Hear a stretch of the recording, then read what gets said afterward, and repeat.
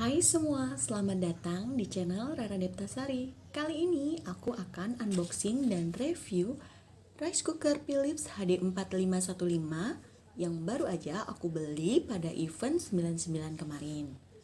Jadi setelah galau untuk memilih produk mana untuk menggantikan rice cooker lamaku, aku menjatuhkan pilihan pada si Philips HD4515 dengan warna dessert green ini teman-teman. Nah, rice cooker ini sudah dilengkapi dengan teknologi pemanas Smart 3D teman-teman. Dia akan memberikan sirkulasi panas dari atas, samping, dan bawah sehingga nasi matang lebih merata dan dengan teknologi pintarnya mengatur suhu temperatur yang berbeda sesuai dengan menu yang dimasak. Oke, let's go, kita buka ya teman-teman.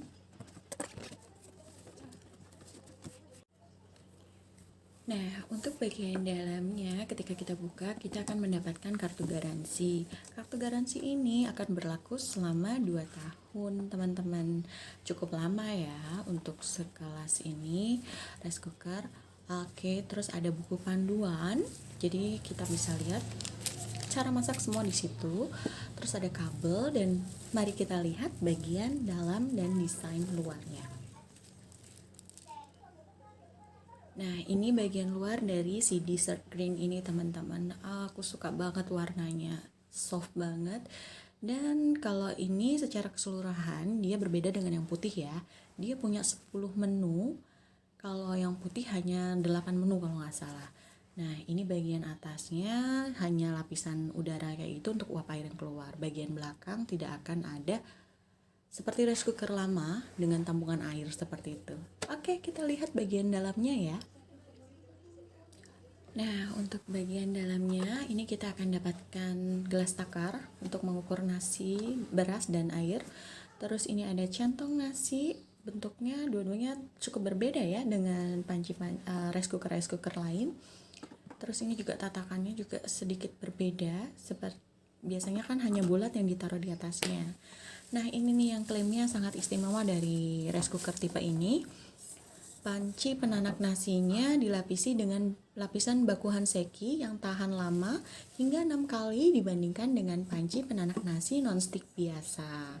Bakuhan seki ini merupakan batuan alami dengan kandungan mineral serta elemen mikronutrien yang bermanfaat untuk kesehatan tubuh kita. Oke, di bagian samping kita akan dapatkan bagian colokan dan tempat untuk menaruh centong nasi ya. Ini menurut aku sangat dibutuhkan sih untuk tempat naruh centong nasi. Nah, ini caranya cukup kita colok aja di samping. Oke, ini akan aku colok. Oke, kita akan sambungkan ke listrik. Nah, ini semua menunya menyala ya. Cukup oke. Di sini nanti aku akan coba beberapa menu ya, teman-teman. Nah, ini yang aku bilang tadi. Di samping sini kita bisa taruh centong nasi. Nah, sekarang aku akan sebelum melakukan proses masak, aku akan bersihkan dulu ini panci bakuhan seki ini dengan lapisan tutupnya juga. Ini caranya cukup kita tarik keluar aja. Ini akan lepas dan jangan lupa ya untuk karet bagian tengahnya juga ini aku harus bersihkan juga. Nah, ini cukup pertama aku akan cuci dulu dengan sabun, terus nanti aku sudah panaskan air dan nanti akan aku rendam dengan air yang panas. Ini untuk tutupnya juga aku bersihin ya teman-teman. Sebenarnya ini semua caranya ada di buku panduan, jadi nanti kalau kalian beli ini kalian bisa baca juga di situ. Nah, setelah ini aku bersihkan, ini aku sudah siapkan air. Jadi setelah dibilas, aku akan rendam dulu bagian dalamnya dengan air panas yang sudah mendidih ya teman-teman. Nanti akan aku biarkan hingga air ini dingin, baru aku akan pakai. Nah, ini karena aku nggak banyak ngisi ngerebus airnya karena separuh panci aja, jadi bagian atasnya aku akan ambil dengan centong dan aku siram-siramkan begitu ya teman-teman.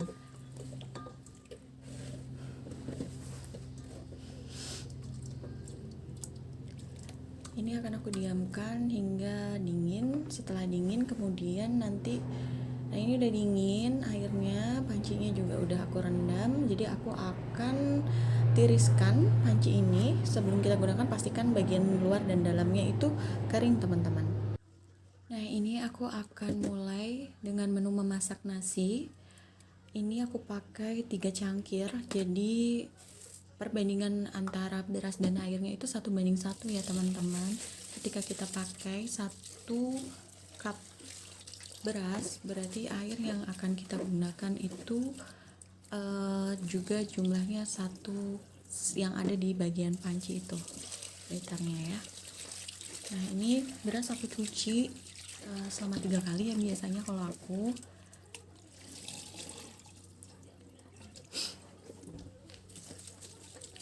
Nah ini sebenarnya air berasnya kita bisa tampung dan untuk siram tanaman ya teman-teman, tapi ini aku kemarin nggak lakukan karena baru aja disiram.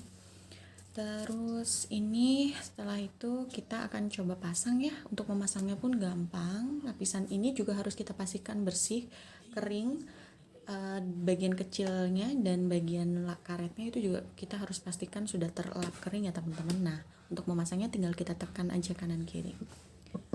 Oke, sekarang kita masukkan berasnya ke dalam panci. Sebisa mungkin kalian menghindari ya untuk mencuci nasi dengan panci baku hanseki ini.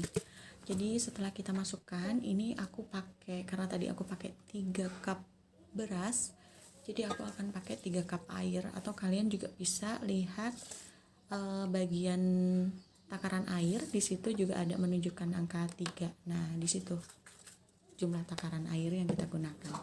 Oke, let's go, kita lanjutkan. Ini akan aku colokkan. Terus kita akan masak nasi putih. Ini aku hanya masak nasi putih biasa ya. Nah, kalau untuk nasi putih kita waktunya itu 1 jam teman-teman. Ini waktu presetnya itu, pengaturan waktunya kita nggak bisa pakai. Nah ini ketika kita mulai, ini akan berjalan seperti ini ya teman-teman. Digitalnya itu akan menunjukkan dia sedang berproses seperti itu. Nanti waktu ini akan menunjukkannya ketika sudah masuk di menit keberapa nanti. Nah ini udah 14 menit sebelum waktunya masak ya teman-teman. Jadi waktu masak nasi itu adalah 1 jam. Kalau untuk nasi putih, untuk nasi merah itu 2 jam. Untuk kalau kita pakai, ini udah 5 menit sebelum nasi matang. Nah ini tinggal 1 menit, nanti akan ada bunyi bip bip bip sebanyak 4 kali ya teman-teman.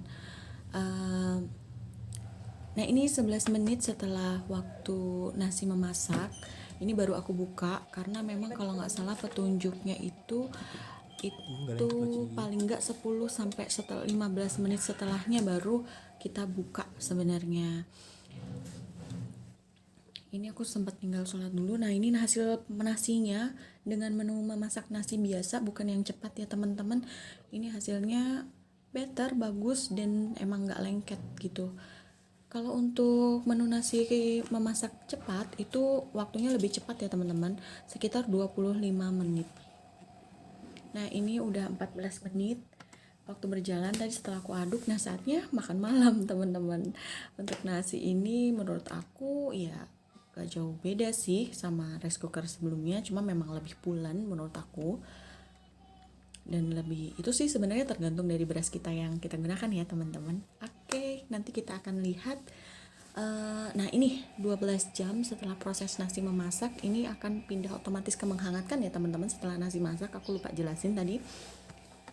Ini kondisi nasi setelah 12 jam lebih.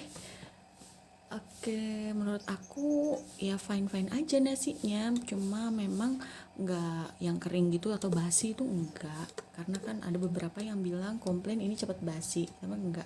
Cuma menurut aku centongnya ini karena bentuknya seperti ini ya, dia agak susah, jadi karena mungkin terbiasa dengan centong yang biasa seperti ini, menurut aku ini lebih gampang untuk mengangkat ini nasi. Nah ini aku akan cancel untuk proses menghangatkannya dan akan aku hentikan.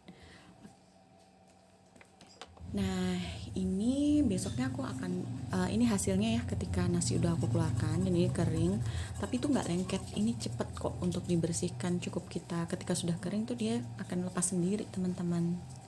Aku akan coba untuk menu kedua, menu mengukus. Di sini kita tambahkan air paling sedikit itu 5 cup gelasnya ya ke dalam panci bagian dalam supaya ketika mengukus kita tidak akan kehabisan air. Di sini aku akan mengukus dimsum teman-teman. Jadi buat sarapan aku akan mengukus dimsum. Ini udah aku tuang sebanyak 5 cangkir air. Kemudian kita letakkan bagian pengukusnya, kemudian kita susun aja makanan yang akan kita kukus di situ. Ini aku akan kukus dimsum.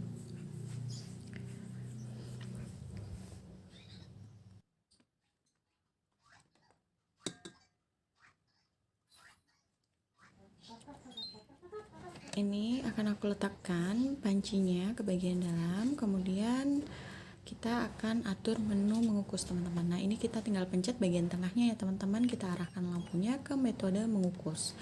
Nah ini untuk mengukus minimal 25 menit ya teman-teman.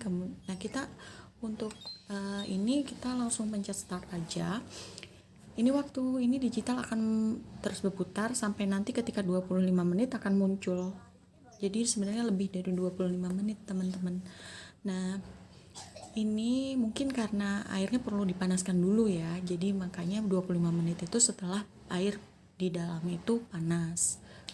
Nah ini setelah selesai kita akan buka, akan muncul suara seperti tadi, terus kita akan buka dan ini hasil kukusannya ya. Menurut aku ini ini akan ada glow tetesan kecil ya di sini. Menurut aku ya nggak apa-apa, kita tinggal rajin elap aja sih sebenarnya. Nah ini untuk dimsum sebenarnya ya terlalu lama ya, 25 menit, sayang banget. Metode kukus ini kita nggak bisa atur waktunya kurang dari 25 menit. Jadi sih menurut aku ya cukup lama ya, karena real time-nya dia lebih dari 25 menit. Karena air tadi kan harus dipanaskan dulu oleh si panci ini, si Philips HD 4515 ini. Hasilnya ya cukup oke. Hanya saja memang semoga bisa ya untuk diatur ulang sehingga bisa diturunkan waktunya kurang dari 25 menit. Oke, menu ketiga adalah menu masak sup. Kali ini aku akan bikin sup ayam dengan wortel. Ini udah aku siapin bahan-bahannya. Terus ada air juga. Nah, ya menu bahan-bahannya kalian bisa dengan kreasi masing-masing ya teman-teman. Ini aku standarnya aja. Ini air aku masukin.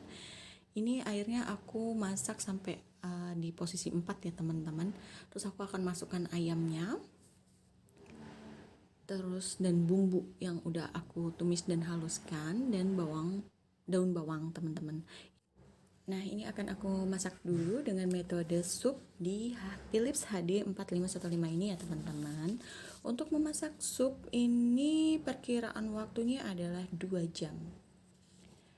Sebenarnya ini bisa diatur waktunya jadi lebih lama ya, tapi aku coba di bawah 2 jam itu nggak bisa teman-teman. Ini aku coba untuk 1 jam, sekitar 1 jam 30 menit, tapi ternyata dia tetap balik lagi ke 2 jam. Jadi memang minimal, perkiraan minimalnya ada 2 jam. Jadi kita nggak bisa ubah-ubah ya, kecuali akan bikin lebih lama lagi masaknya, itu bisa teman-teman. Nah ini setelah 1 jam sudah berkurang sekitar 30 menit, ini aku masukkan sayur-sayurnya ya teman-teman. Kemudian aku masak lagi. Jadi emang di tengah masak ini aku nggak masukkan semua bahan sekaligus di awal, karena aku pengen wortelnya itu ya tetap ada, nggak terlalu lebih lembek gitu loh kalau kita masaknya 2 jam teman-teman. Nah ini 5 menit sebelum matang. Oke.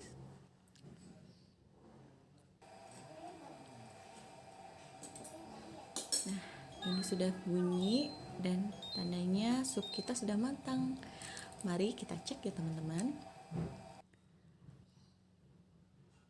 Ini tuh sebenarnya dari awal menit keberapa tadi udah wangi banget. Ini aku cancel aja karena kan setelah setiap masak itu akan otomatis pindah ke metode menghangatkan. Nah ini baru aku koreksi rasa, dan ketika aku kurang garam baru aku tambah-tambah lagi teman-teman. Terus kenapa aku nggak ditambah di awal, karena biar ini aja sih nggak terlalu asin atau apa, karena bumbunya tadi memang sudah aku garamin juga. Nah ini mari akan aku sajikan untuk menu makan malam. Gimana hasilnya, apakah ayamnya matang? Harusnya sih matang ya, karena ini kecil-kecil ayamnya.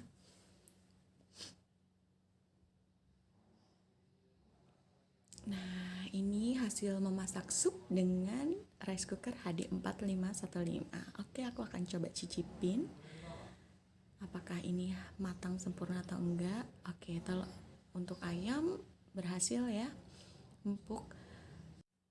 Wortel dan lainnya juga matang sempurna. Jadi menurut aku balik lagi ke apa yang akan kita masak sebenarnya. Ini praktisnya ketika kita pakai metode sup, kita bisa sambil tinggal teman-teman ngerjain yang lain. Praktis sih. Dan ya kesimpulan aku ini cukup bagus dengan kapasitas 1,8 liter untuk satu keluarga, dan dengan fasilitas-fasilitas menunya yang memudahkan kita ibu rumah tangga sambil yang harus multitasking ya teman-teman. Menurut aku ini hasilnya oke. Next aku akan coba menu-menu lain. Terima kasih buat kalian semua dan semoga bermanfaat.